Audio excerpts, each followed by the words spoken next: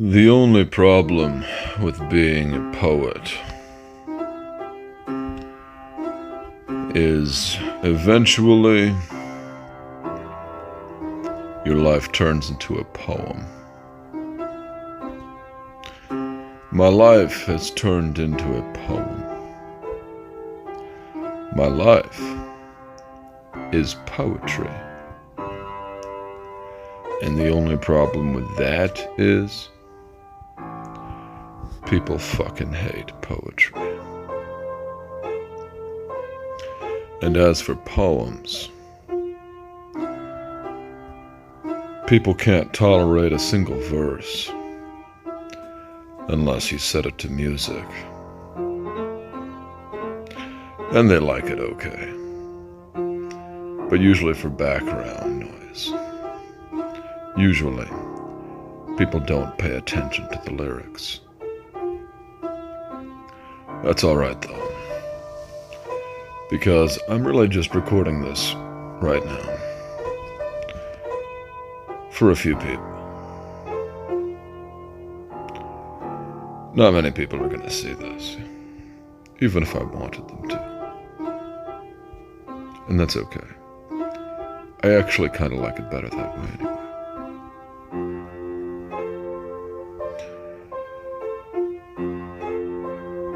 In any case, this is probably the first time I've played on this piano in 5 or 6 months. It's got a few dead keys. Middle C is one of them. It'll still play, but you have to hit it hard. I have another piano too, but it's kind of out of tune. So between the dead keys and the out of tune, I've got 2 bad pianos. But still I'm learning how to play.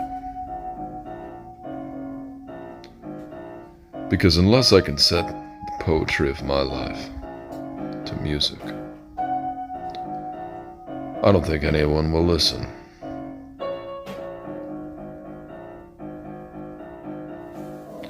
And even if they do just put it on for background noise, that's better than not being heard at all.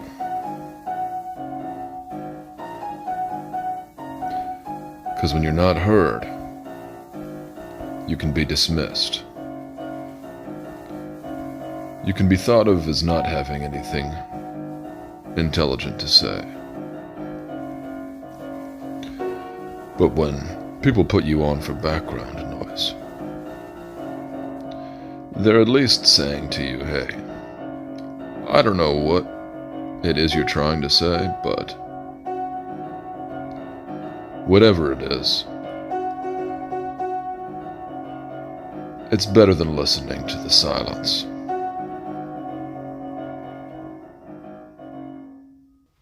Why is it that when life is too much with us, a dubious phrase insofar as we naturally rejoinder, where were we apart from life erstwhile? Nevertheless, when is it that in times of affliction, destitution, or hapless maladroitness, now that sounds nice and specific, why, when we are less than 100%, that the love drains from our face and voice like blood from a mortal blow? Is it because love is an illusion, and all our words are multifarious words to the searing impression that we love or I love? And let's not leave out, you love, or even better, you said that you loved, in the past tense, evoking betrayal or the threat often empty of betrayed love. Again, do these words pour from our lips out of sheer illusion, making love like the mirages that assault the weary desert traveler or ascetic with goods and beauties and tender relief of all pains and sorrows? Is love therefore a vanishing thing, bereft of permanence and steadfast devotion? If so, how do we make sense of Shakespeare's 116th sonnet, in which the bard opines, love is not love, which alters when it alteration finds, or even stronger,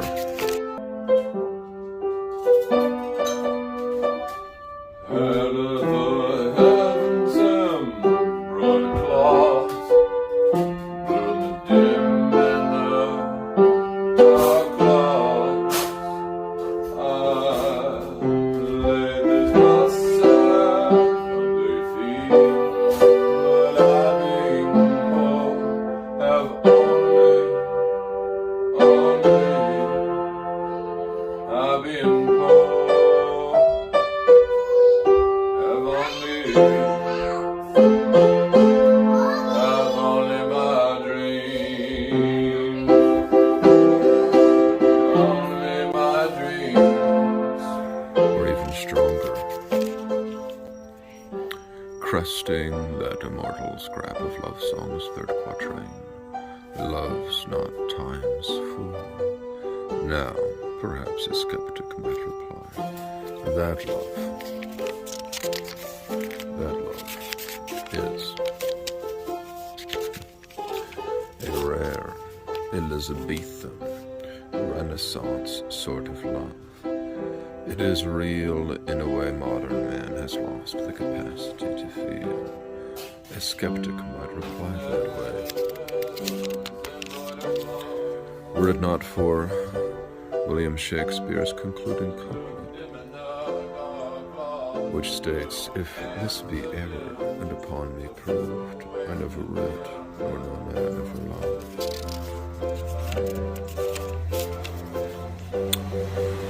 Thus clearly love here is something unchanging and unchangeable, and it is only possible, given this formulation, that William Shakespeare would see all our lives as either genuine or frauds, real or counterfeit, but love itself, with a capital L, is itself must be real. As for how we can differentiate the one from the other, true from false love, I'm reminded of the philosophical dictate of Solon, the Athenian lawgiver, who, as recounted by Herodotus, responded to a palace tour by Croesus, king of Lydia, count no man happy until after he is dead.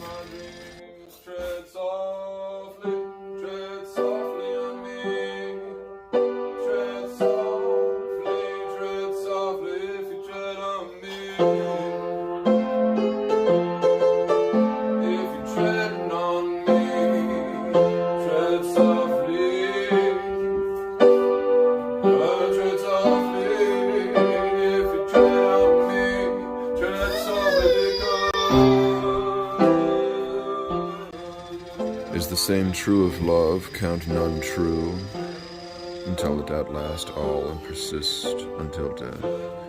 That is, until all opportunity for supposedly true love to betray itself in falsehood, as W.S. humbly puts it before the final couplet, or what, as he himself puts it. Love alters not, with brief hours and weeks, but bears it out, even to the edge of doom. And as St. Paul wrote in his epistle to the Ephesians, husbands, love your wives, just as Christ loved the church, and gave himself up for her to make her holy, cleaning her by the washing with water through the word. And yet I sense a contradiction between Solon on the one hand and St. Paul on the other. For is love for the sake of happiness, or happiness for the sake of love? If our love is sacrificial, even to the point of torture and death, a la Christ, the very fate the king of Lydia ended up confronting. Very nice being back on the computer again to see how you're all doing.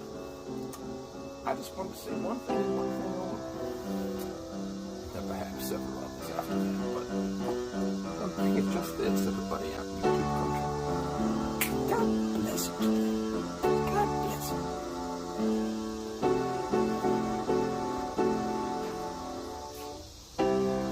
Blessings for one and for all. Blessings upon blessings upon blessings upon blessings. Forever and ever. Blessings upon blessings for all.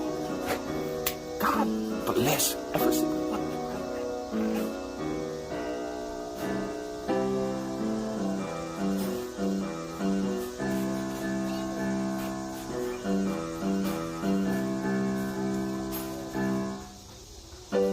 And you must know why too. And you must know why too, huh? You must know why as well. Why so many blessings?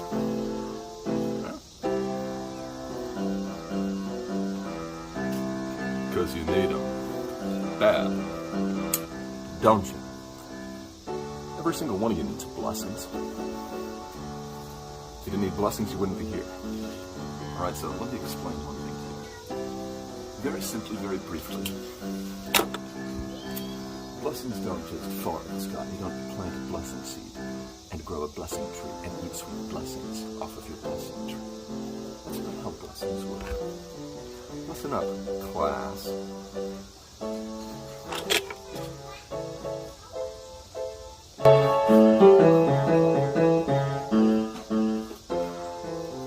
Blessing just descend from nowhere. Blessing come like a thief in the night. Blessing. The blessing come very suddenly, very suddenly.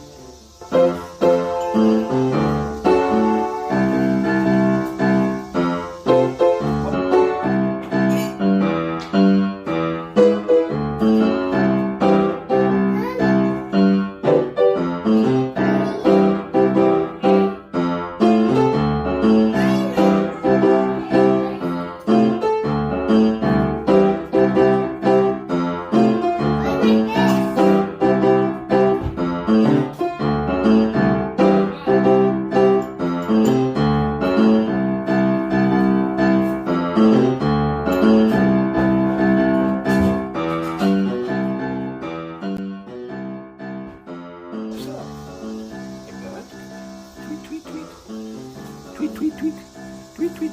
I'm on a website. I'm going tweet.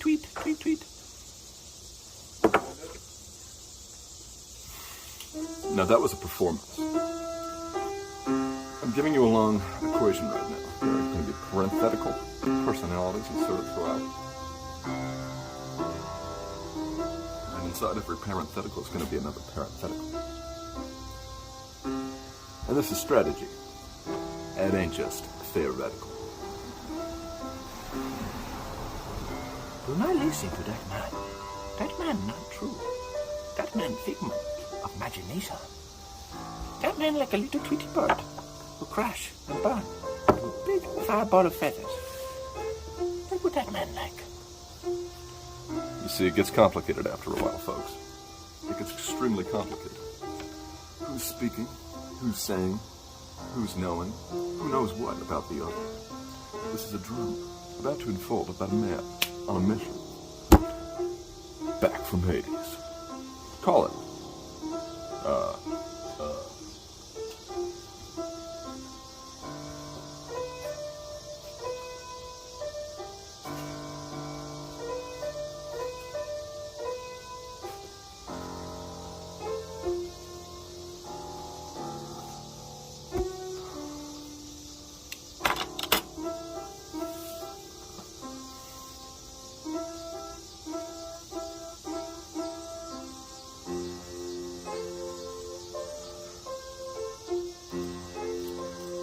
College, the thing is, picture is not yet really been named yet. There's still a castle. But if it is you're watching it, understand it is a sort of figment. Indeed, but of what kind and what victory is this figment? But the original, the knowledge of good and my love. Bien, not bien, not. E.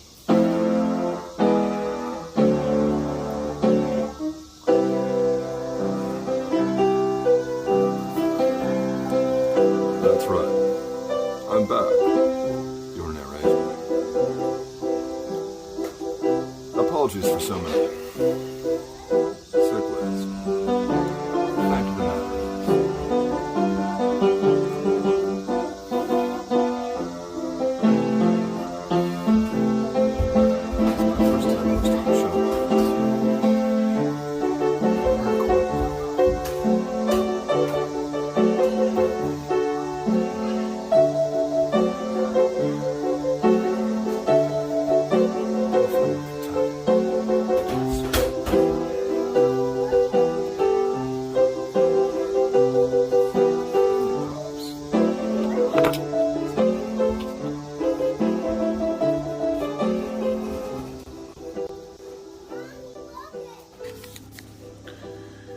If our love is sacrificial, even to the point of torture and death, a la Christ, the very fate the king of Lydia ended up confronting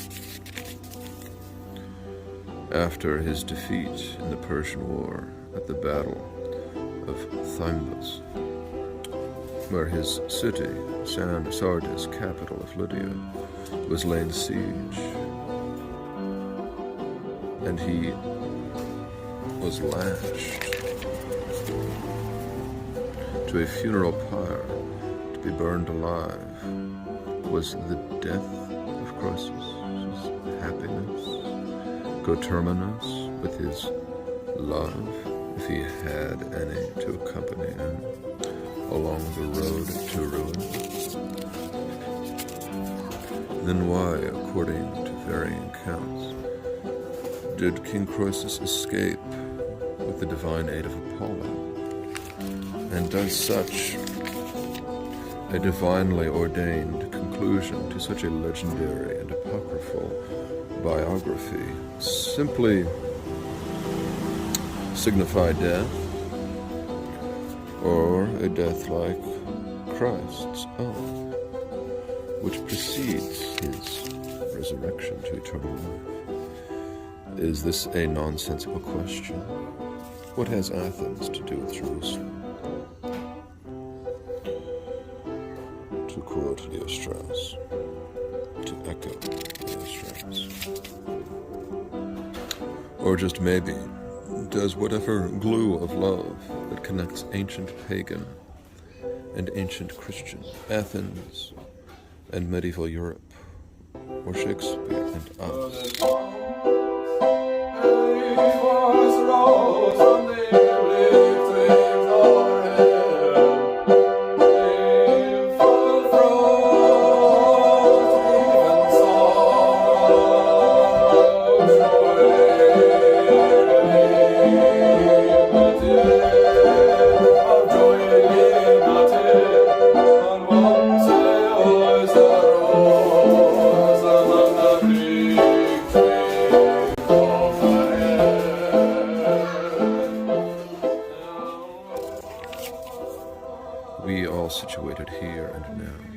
Is this absurd sticking glue, if it is glue and not cement or something stronger? Is this forging substance of love?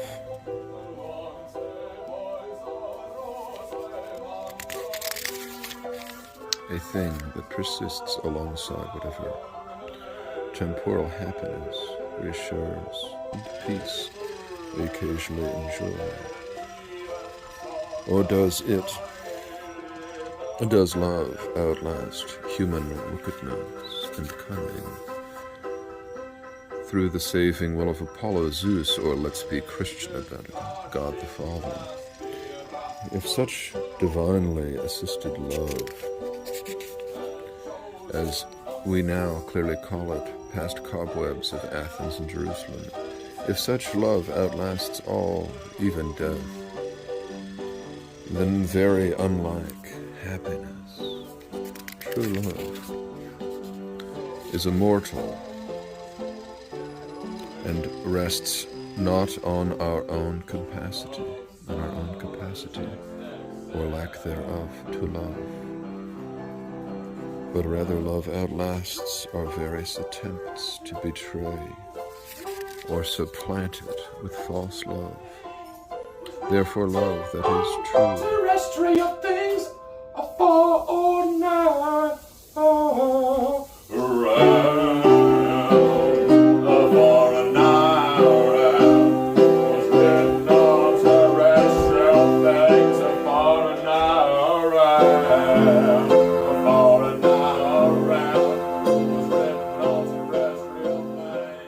Therefore love that is true will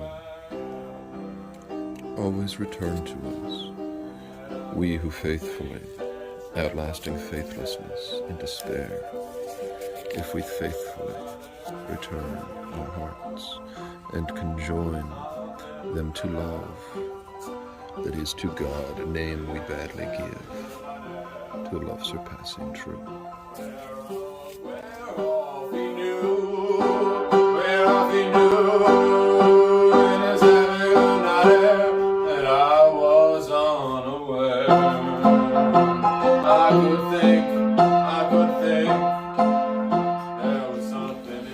If a day is like 1,000 years, and 1,000 years is like a day. If a day is like 1,000 years, and 1,000 years is like a day.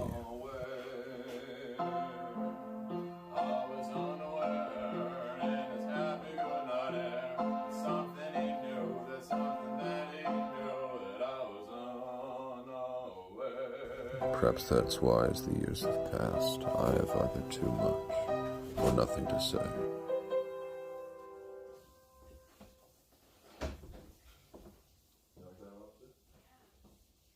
Perhaps that's why, as the years have passed, I have either too much or nothing to say.